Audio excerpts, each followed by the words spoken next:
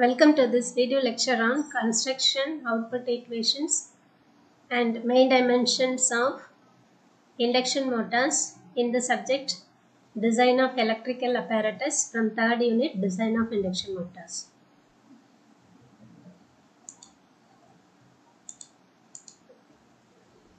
First, construction of induction motors. Two types of induction motors are there: squirrel cage induction motor and slip ring induction motor or wound rotor induction motor. So both the motors are operating on the same operating principle. So the induction motors are having two major parts, stator and rotor. In between we are having air gap. And stator and rotor are having the similar construction of core and winding, and core will be of cylindrical type. In the stator, from the outer periphery will be having the yoke, and from the inner periphery the slots will be cut down, and in the slots we are having stator winding. Then we will be having a smaller air gap, then rotor, and rotor having outer and inner periphery. From the outer periphery of the rotor we are having the slots, and in the rotor slots rotor winding is made, and in both the motors the rotor winding will be finally made a short circuit or a closed path. In squirrel cage induction motor, the rotor winding will be connected to the end rings through a thick aluminum copper bar and finally made a short circuit at both ends. So no more external devices can be connected to the rotor circuit, or you can say that there is no rotor terminals available at the outside in the squirrel cage induction motor. So with the squirrel cage induction motor, any external devices cannot be added. But in squirrel cage induction motor, the rotor windings will be taken out and it will be connected to the slip rings. So through slip rings, we will be having the rheostat or external resistance connected either in star or delta configuration, and it is a variable resistance, and finally it will be closed. So in squirrel cage induction motor, the rotor circuit will be closed through the slip ring and external resistance circuit, and it is a variable resistance. So that variable resistance can be used in induction motor for starting purpose, speed control applications and braking applications. And we are including resistance in the rotor circuit in squirrel cage induction motor. So the power factor in slip ring induction motor will be better. So in slip ring induction motor, starting torque and power factor will be better because of having the external resistance. So the resistance will increase the power factor, as well as the torque during the starting condition can also be increased. And the same resistance you can vary the speed of the motor, as well as the same resistance can be used to apply braking methods to the motor. So slip ring induction motor is having more advantages as compared to the squirrel cage induction motor. But squirrel cage induction motor, there is no any external parts connected to the motor, so its construction is very compact and rugged construction. No maintenance at all with respect to rotor circuit, and so this motor is maintenance free motor. So we can use it in any atmospheric condition. So the drawback in squirrel cage induction motor is we cannot add any external resistance. So starting torque will be lesser as compared to slip ring induction motor, as well as the power factor of the motor will be lesser as compared to the slip ring induction motor. So if you compare both motors, squirrel cage induction motor is very compact and maintenance free. You can use it in any atmospheric condition. But the drawback, lesser power factor and starting torque as compared to the slip ring induction motor. If you take the slip ring induction motor, power factor and starting torque will be higher, but maintenance is there at slip ring and the external circuit connected to the motor. So maintenance is there. So the construction is not compact as squirrel cage induction motor. but the slip ring induction motor power factor and starting torque will be more as compared to the squirrel cage induction motor. And both rotor and stator core is of laminated core, and the thickness of sheet steel lamination is 0.5 mm in the rotor. Okay, so this is about the construction of three-phase induction motor. So in the design of three-phase induction motor, we are going to take, so the outer part or stationary part is the stator. Stator is having core and winding.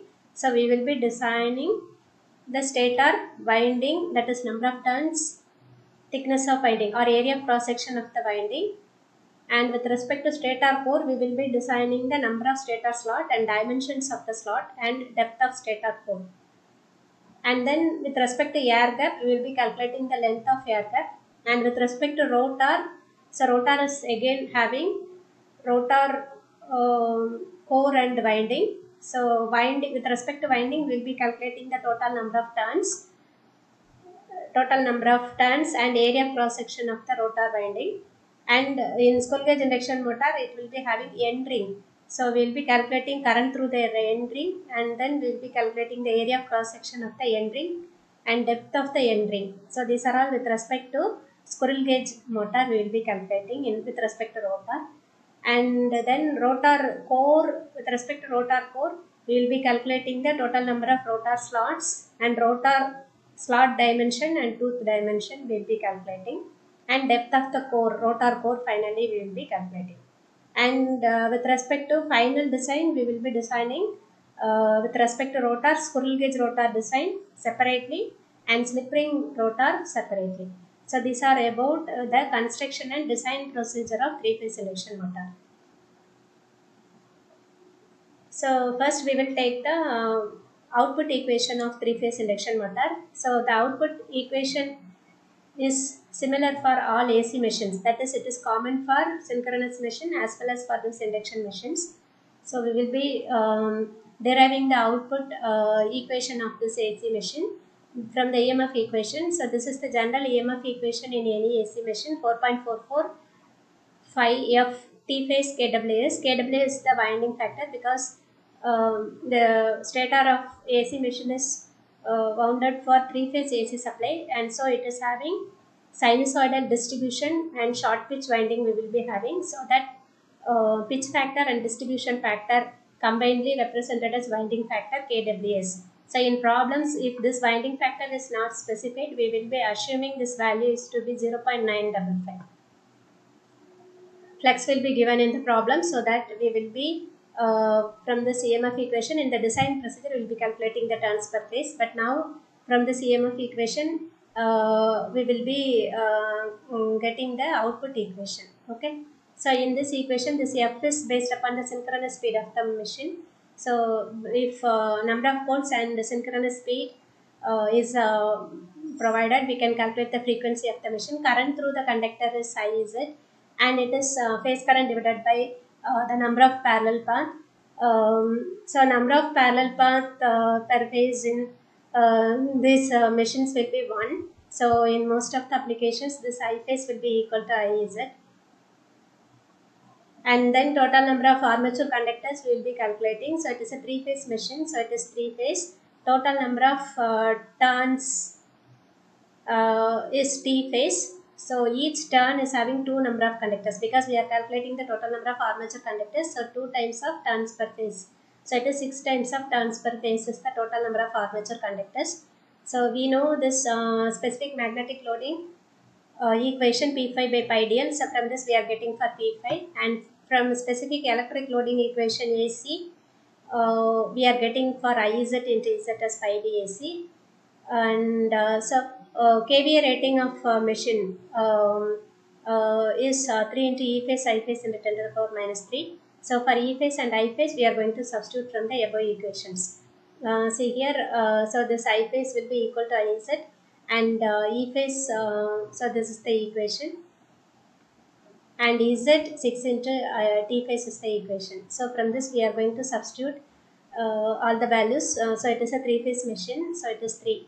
So input kVA Q is equal to 4.44. Then for E phase it is 4.44, 5 F T phase kWs, and then I phase is equal to Iz and 10 to the power minus 3. So from this we are substituting for F also, it is P into Ns by 2, and then for T, then we will be separating from this equation this P into phi and Iz into Z, and so the 6 into T phase is total number of conductors Ez.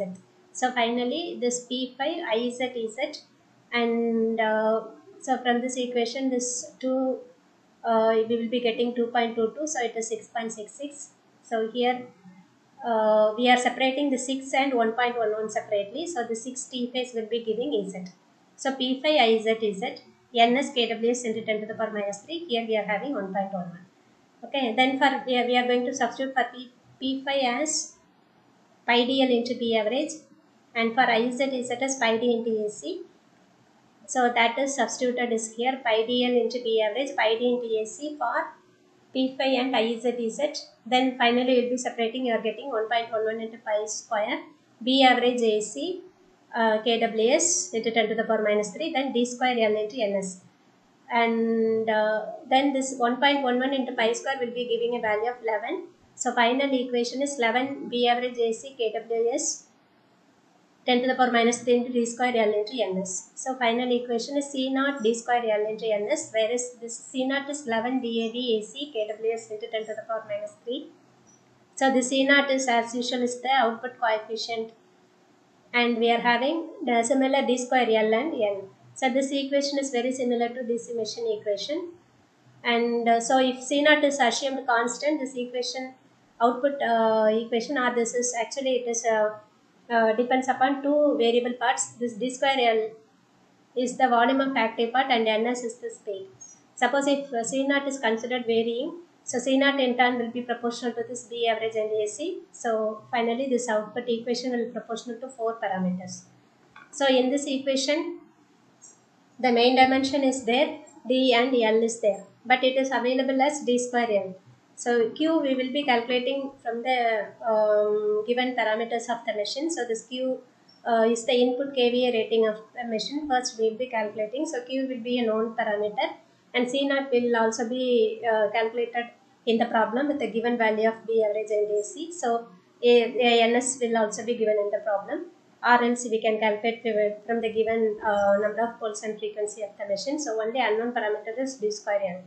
So that d square L is available with us. So then we need to separate this main dimensions. So separation of main dimension D and L for induction motor will depends upon simple parameter of L by tau ratio. So for different parameters, that is criteria, that is for minimum cost this L by tau ratio, and for good power factor, so this is the value of L by tau 1 to 1.25. Good for good efficiency, this is the value for good overall design. So this is the value of L by tau.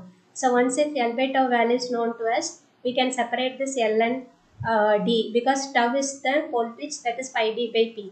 So in this equation L and D is there, so we will be getting L in terms of D or D in terms of L, so that we can substitute in d square L equation, and then we will be separating out D and L, main dimensions of induction motor. So another L by tau ratio. So in general the L by tau ratio will be vary between 0.6 to 2. In particular for minimum cost, good power factor, good efficiency, and for good overall design, these are the values. And for best power factor, the tau will be 0.18 into N. So here tau is pi d by P. So again we will be getting the relationship between D and L, so that this can be substituted in the d square L equation to separate out D and L of induction motor. So in this video lecture we have discussed about construction of three-phase induction motor, main dimension, output equation of induction motor, and main dimension of induction motor, and how to separate this main dimension, diameter and length of induction motor using the L by tau ratio for different criteria of the induction motor. Thank you for watching.